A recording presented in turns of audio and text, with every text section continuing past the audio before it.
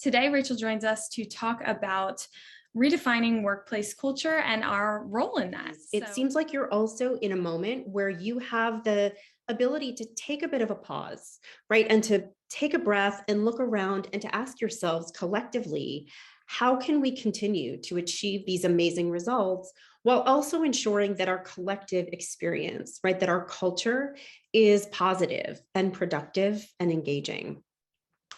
Now, in my work, I tend to see two pretty commonly held beliefs about organizational culture that I think are wrong, but that tend to hold us back. And the first belief is that culture is kind of squishy and amorphous, right? It's like the place where unicorns and rainbows hang out. And the second belief is that culture change can only come from the top. And my goal for today is to sort of knock out both of these myths. And I want to leave you with two really distinct feelings at the end of today's talk. I want to leave you first feeling very clear on what are the tangible drivers of a workplace culture, whether in person, remote, or hybrid.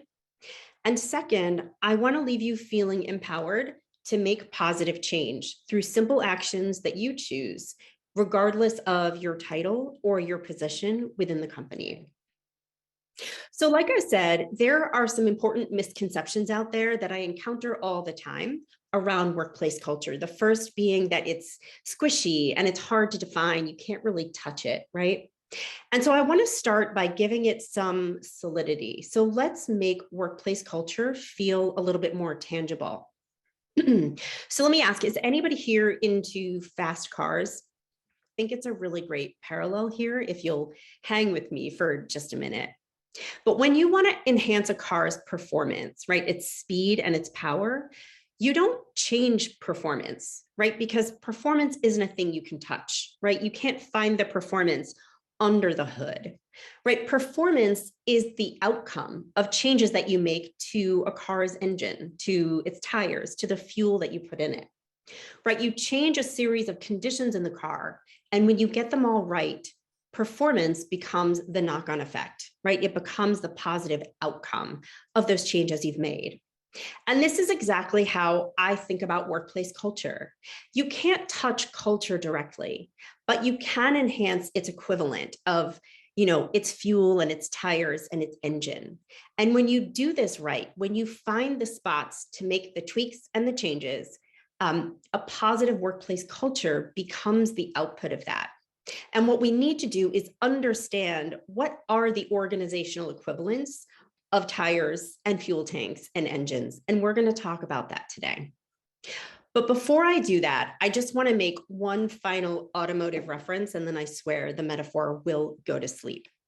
But note that when I talk about how you change a car's performance, I didn't mention the seat belts or the airbags or the brakes, right? And that's because those are not performance enhancers. They are baseline utility features. They are there for safety. They don't enhance performance, but their absence will certainly hinder it. And we do have their equivalent in the workplace. We call those hygiene factors, right? And these are things like base compensation that provides a living wage, or basic access to healthcare benefits, or having equitable policies. These are must-haves in an organization. And if they're absent, your culture will suffer, but their presence does not solve the problem. It doesn't deliver a winning culture. And on the flip side, you'll notice I didn't mention the sound system. I didn't mention tinted windows or even those cool flames people paint on the back of the car, right? These can be cool. They can light you up. They can delight you for a minute, but these are your sexy extras, right? And in workplace parlance, I call these the sparkle factors. And these are the foosball tables and the bagels on Tuesdays. They're the spot recognition bonuses and the holiday parties. If you can swing them, bring them. They are cool, they are fun, they can deliver delight, but they also don't fix a workplace culture. What we want to do is focus on that space between the hygiene and the sparkle, and these are our performance features. But when I've asked people to share examples of when have you just felt lit up, committed, engaged, here are a couple of examples that I've heard people share over the years. I've heard, oh, that day my boss led that brainstorming session and my dumb idea ended up opening the door to a new product feature. I've heard, oh, that time I attended that leadership training and I left feeling so much more confident in my ability to give feedback to my team.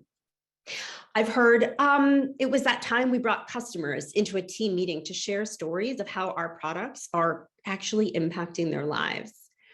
And I also heard, oh, that day my team made the agreement that each of us is going to take 4 15-minute breaks throughout the week, and we're going to report back to each other on how we spent our time. And these examples represent the 4 drivers of workplace culture. Remember, we can't touch culture directly. We can only touch the conditions that ladder up to it. The 4 drivers of workplace culture, as I personally define them, are when we create the conditions such that everybody in the organization can deliver, develop, connect, and thrive. What do each of these 4 mean? So when I say the conditions such that people can deliver, I mean people in the organization are equipped and empowered to deliver their best work, to share their best ideas, their best energy. They're able to develop new skills, new capabilities. They're able to experience feeling stretched and challenged. Third, they're able to connect. They feel connected to team, to community, to purpose, to customer. And finally, they're able to thrive. They're able to feel well and whole and balanced and recognized. And when every member of a team can deliver, develop, connect, and thrive, your workplace culture will light up.